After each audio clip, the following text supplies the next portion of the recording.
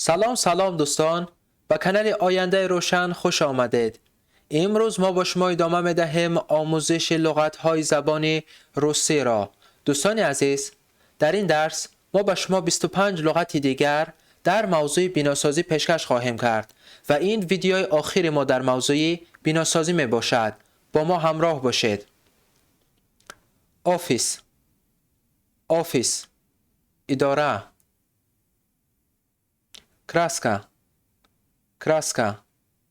رنگ. فانера, فانر. гайка,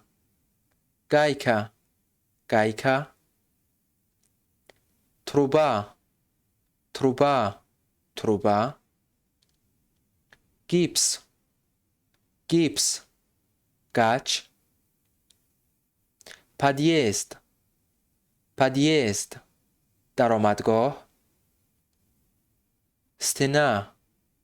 стена, دیوار.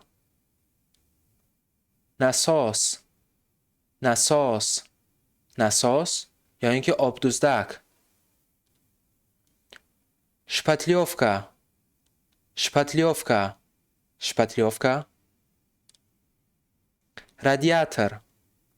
رادیاتور باتری‌های آبی، یعنی برای گرم کردن بیناها.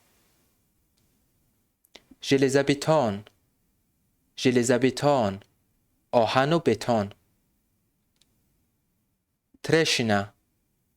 ترشینه، ترقیش یا اینکه شکاف. کریشه، بام. میشاک، خلطه. لاپاتا، بل.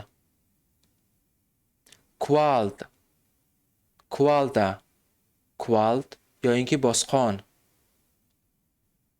شتوکاتورکا، اندازه کردن. نتیجنای پاتالوگ، سقف ترنگ. رولتکا یا اینکه چنتناب. تالشینه، قفسی.